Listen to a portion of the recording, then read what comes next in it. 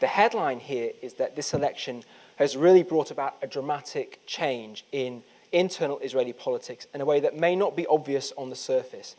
It may not look like a dramatic change at first glance because the key decision maker, Prime Minister Benjamin Netanyahu, remains the same. But beneath the top level, Netanyahu is working with a dramatically different set of political forces. Israel's political party system has the remarkable capacity of completely reinventing itself almost overnight, and that is what happened in this election.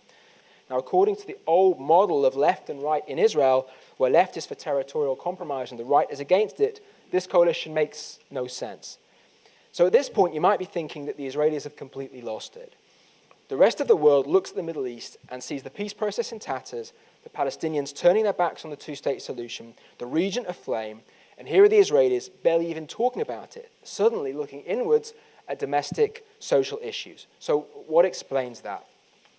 Well, paradoxically, first of all, I think it's because of the diplomatic and regional picture that foreign policy issues have slipped down the agenda. If there was a peace proposal on the table, then it would become a political debate in Israel, for it or against it, but there isn't. The widespread view in Israel is that the two-state solution is desirable, but there is no Palestinian partner.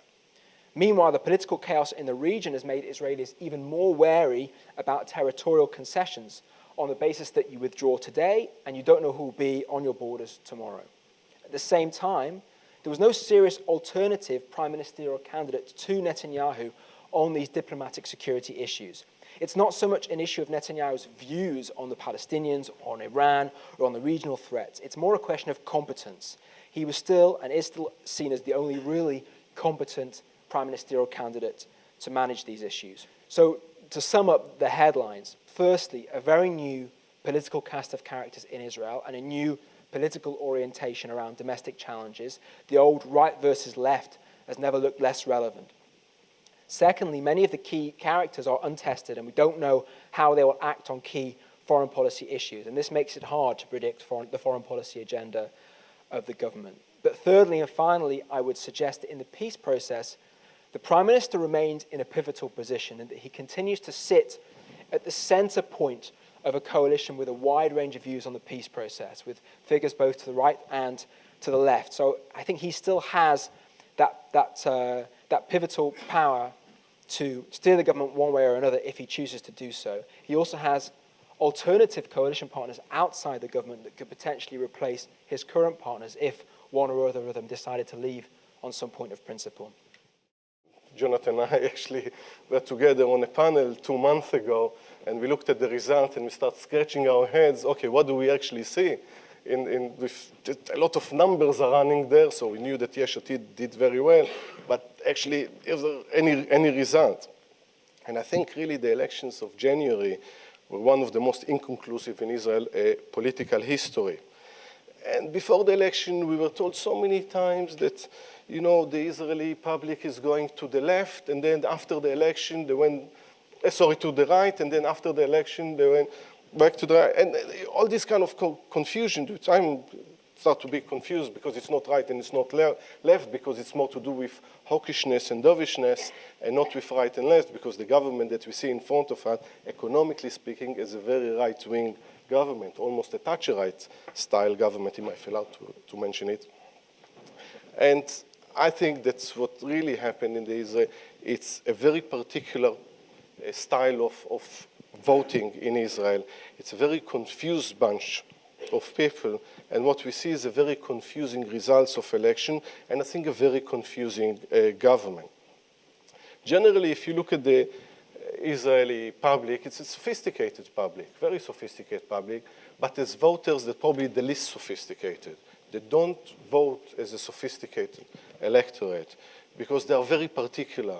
They want exactly what they want, so they go more for what I see as an interest group, as a lobby, which becomes a party more than a catch-all party, and as a result, you get this kind of fragmentation, which I think also ingrained in Israel, and it's ingrained in the Jewish people, and it's brought from the diaspora. So the result of this was that for the last 2 months, were characterized by what became known customary as the horse trading negotiation, coming to an end just in the last minute when everyone in many ways knew what would be the result, what kind of government is going to emerge. And what we see is the 33rd government in Israel, which gives you a clue that almost every 2 years there is a new government. The last one was one of the longest serving, almost 4 years. And this is, see if the longevity of this one will be anything similar. I a bit doubt it. I think it's fair to say that the rest of the world's interest is chiefly in what the government will do in the area of international affairs, foreign policy, etc. Largely the Israel-Palestine conflict, which for those observing this remains the central story, but also on Iran. And I'm told, and there'll be more detail will come to light, but what I read today was that there is indeed no mention of the peace process in the formal official guidelines for the coalition. Normally there is some language in there that binds the parties. I think there's been a few formulations bilaterally, but in the overall coalition guidelines, I think no mention of that. Now, I think some people will read that focus on the domestic over the international, foreign, or anyway, the conflict, as meaning perhaps a sign that this government will be less hawkish if it's looking inward and concerned with matters of the economy and conscription, etc. It will be less concerned with those issues which touch on Israel's neighbors. And I think that will be fed by, and it's been talked about, this appointment of Tzipi, that view will be fed by this appointment of Tzipi Livni, in relative terms, a more dovish figure in the coalition, one of the few parties not to run on a domestic agenda, but to run specifically on reviving the peace process. The fact that she's been appointed to lead on negotiations with the Palestinians, people will think, well, that's good. That's a sign of less hawkishness, certainly, than the outgoing government. Her job, it seems to me, will be to be, in a way, a refreshed version of what Ehud Barak was doing in the first year or two, to serve as the acceptable or public face of this government, to go around the world shaking hands, making nice in the world's capitals.